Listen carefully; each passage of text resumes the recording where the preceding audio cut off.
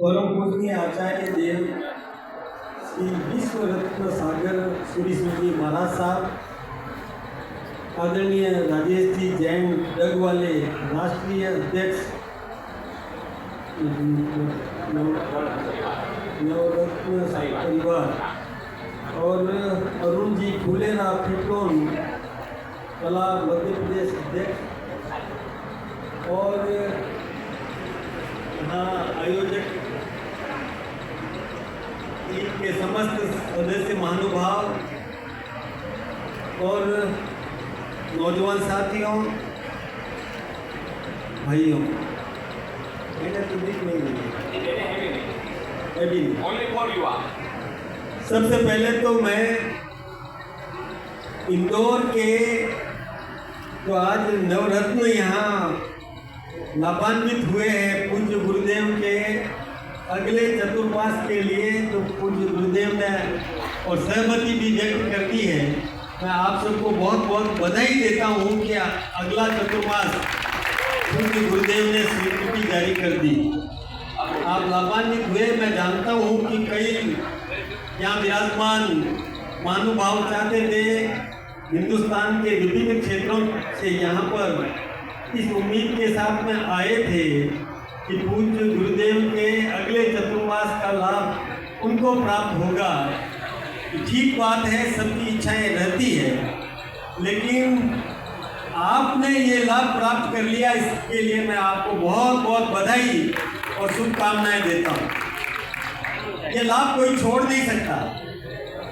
ये बात बिल्कुल सही है कि जिस दिन मेरी घोषणा हुई थी राजस्थान भारतीय जनता पार्टी के प्रदेश अध्यक्ष के नाते, तो पहले दिन जिस दिन मैं यहाँ पर आया उसी दिन पूज्य गुरुदेव से मुझे आशीर्वाद प्राप्त हुआ। मैं आज मेरे साथ में आए महेंद्र जी कुमावत और सुनील जी को भी मैं धन्यवाद देना चाहूँगा, सुनील जी सिंह जी को भी, और जिन्होंने आज फिर से पूज्य गुरुदेव के दर्शन करने का और आप सबके साथ और यहाँ उपस्थित होने का अवसर प्रदान किया। मैं इनका भी बहुत बहुत धन्यवाद देता हूँ। आपको पता है कि कहते हैं ना कि दर्शन करवाने वाला बड़ा होता है, तो मैं इनको भी आज शुभकामनाएं दे रहा हूँ, धन्यवाद। वैसे पूज्य गुरुदेव कि जब मैंने दर्शन किए पहली बार तो मैं बहुत प्रभावित हुआ, और पूज्य गुरुदेव ने मुझे अंदर ले जाकर एक ऐसा पुरस्कार दिया। मैं सोचता हूँ कि ऐसा पुरस्कार प्राप्त करना ही मैं भी अपना सौभाग्य मानता हूँ। इस प्रकार का पुरस्कार मुझे दिया, आशीर्वाद मिला। देखिए, एक बात मैं ये निवेदन करना चाहूँगा कि पूज्य गुरुदेव समाज को संस्कारित करने का काम कर रहे हैं, नई पीढ़ी को संस्कारित करने का काम कर रहे हैं। ये बहुत पुनीत काम है, पवित्र काम है। आज नई पीढ़ी में संस्कार होना चाहिए, ये हम सब की आवश्यकता है। ये हम सब के आगामी भविष्य के लिए भी बहुत आवश्यक है कि नई पीढ़ी संस्कारवान बने, योग्य बने और पूज्य गुरुदेव से आशीर्वाद प्राप्त करे। एक बात मैं निवेदन करना चाहूँगा कि जब पूज्य गुरुदेव के चरणों में मैंने मस्तक रखा तो मुझे अंतःकरण में एक इस प्रकार का एक आत्मविश्वास पैदा हुआ, एक आत्मबल पैदा हुआ, वह स्वतः ही हुआ। और आप जानते हैं कि आत्मबल खुद की ताकत से कई गुना बड़ा होता है, और आत्मबल जब आत्मविश्वास जब व्यक्ति के मन में होता है तो वो जिस किसी भी क्षेत्र में जाएगा वहाँ सफलता प्राप्त होगी। आप सब भी बहुत तपस्वी हैं, आप सब ने भी बहुत बड़ी बड़ी तपस्याएं की हैं।